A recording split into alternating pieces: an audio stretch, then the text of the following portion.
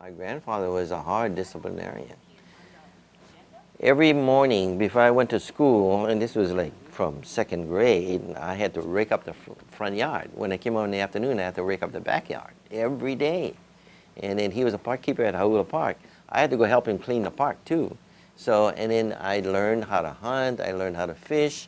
I put this thing here. You see, this is the eye of the hay. And we were taught when we were growing up, we made our own goggles and we made it with window pane glass. And when you're underwater, it expands everything so it looks bigger than it is. So he taught us that when you fishing, conservation. I mean, this whole konahiki thing is too bad they did away with it because fish would be plentiful. And so you'd never catch the little one. You get the big one. And so what you do is that we had 3-pronged spear.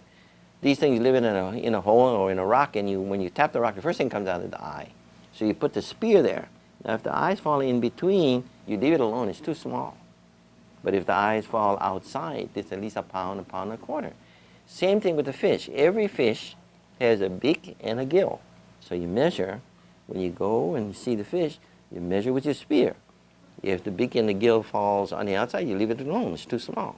But if the spear falls on the outside, it's big enough, So those are things, I learned from my grandfather that my grandchildren, they're all grown up now, but I never had a chance. I mean, we lived on the ocean. We lived in the water, But Hawaiians can't afford beach property anymore, They can't even afford mountain property. They can't even afford any property, Recognition is the key to it all. If we so that we can deal with these issues. For instance, what we're trying to do here at OHA, we're trying to acquire land. I mean, of recent note, in the paper has been all these things about kaka'ako and the settlement of this.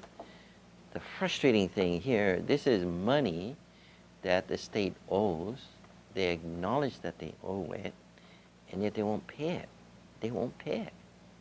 I remember I got into an argument with one of the senators. I won't mention his name, but he was saying, well, the state doesn't have any money. I said, look at it this way. I'm a taxpayer. I owe the state taxes. I can't go to the tax office and say, well, I don't have money today. I can't pay you. They put me in jail. And you're doing the same thing. You know you owe the money, but you're not paying it. Is that rational? Totally irrational. But, so it's good that they don't have any money because then we can take land. And I think land is, to me, land is the foundation of all wealth. Especially in Hawaii, they're not making it anymore. So this kaka'ako, I hope this is the second time we've gone around on kaka'ako. The last time, it was a group of Hawaiians that opposed the thing and we lost it. And that was a shame because now we're right back and trying to get it again. And hopefully this time, the Hawaiians will learn that, it's a beginning. It's the beginning. And, I appreciate the concerns of what I call the kingdom group, of those that want to restore the kingdom, and many that believe that, we all know that the overthrow was illegal. So, yeah, technically the land was stolen from the Hawaiians through the overthrow. And yet, the Hawaiians can't expect that we're going to get that land back. I mean, everybody admits the apology resolution, but that's a disappointing thing. The apology resolution by the United States Congress passed in 1993 apologizes to the Hawaiian people that the overthrow was illegal and, and that they want to make reparation. Well, we've been trying to get the recognition bill to the Congress for 10 years. And they have, so here again, they admit to the wrong, but won't solve the problem. And that's what the Hawaiians face everywhere. Another thing, we're sued, or are sued time and time again, for providing programs to Hawaiians only. That's one problem. The other, providing to less than 50%ers. So we're being challenged for helping the less than 50%ers because under the Constitutional Convention, they defined a Hawaiian as using the same definition as the Hawaiian Homes Act, which gives the 50% rule. I used to sit on the SAC committee of the Civil Rights Commission, and we were asked to look at the issue of trying to reduce the quantum. Before we started the work, we wanted to find out how did they get to 50%, you know? So the story was that Jonah Hill wanted 1/32. That in 1920 would have included every Hawaiian. Well, the Republic, which is the government that overthrew the monarchy, wanted 100%. They wanted 100% because they knew that in a generation, if you know 100%, they get the land back. So what did the Congress do? Compromise, say 50, just broke it in half. So it had no rationale to it, but it divided the people. Now you get the 50%ers and the less than 50%ers.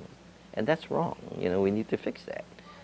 So there are these things that created by governments foreign to Hawaiians, and they really didn't have the Hawaiians' best interests, you know, when they formed these rules and these laws, and so the Hawaiians are suffering for it. And we're trying to correct it. But you run against a stone wall of this kind of thinking that, you know, the Hawaiian, too bad, you know. History is history. For every Hawaiian that we could save and rehabilitate, it's great for the community. You know, for every Hawaiian we take off the welfare rolls, every Hawaiian we put in college, every Hawaiian we take out of the prison, every Hawaiian we take out of the substance abuse, we're helping the community, and everybody benefits. I think that as long as they don't change the quantum issue, you know, there are more or less than 50% around, and I don't see anybody doing anything about that. You know, we should be doing it. And Hawaiian Homes, instead of building single-family houses on large lots, they should build multi-family housing. I just saw some statistics the other day where over, I don't know, 60% of the homeless are Hawaiians. Oh yeah. And these are people who cannot afford to pay the rent. You know, well, they can't pay a mortgage to begin. You know, to own a house, you know, they say, you know, houses are affordable at $250,000. Not so. A school teacher makes maybe, on the high end, $40,000 a year. A police officer, maybe 50. That's under $100,000. How can you afford a $250,000 house? You know, and that's why these foreclosures are going on around. Are the people who, you know, made those what they call ninja loans. You know, no income, no assets, and no job, and they make them a loan. So they put these people in trouble. So I think the quickest way to solve or address the homeless problem, I don't know if you ever solve it, is at OHA, we're looking at building rental housing, affordable rentals. At least you have a decent place to live. And I think that's one area that Hawaiian Homes needs to address. Single-family housing, which they at couple A, selling at $250,000 or so. I think the market is slowed on those because you're running out of Hawaiians that can afford that kind of a mortgage. You should build multi-family housing, condos, you know, build rentals. I mean, that's going to be the quickest way to address the housing problem, my view. Anyway. You know, when I came to OHA, I thought, well, you know, I'll stick around for a couple of years and see how it goes, and if I didn't like, but I find it so challenging. There's so much to do, and, you know.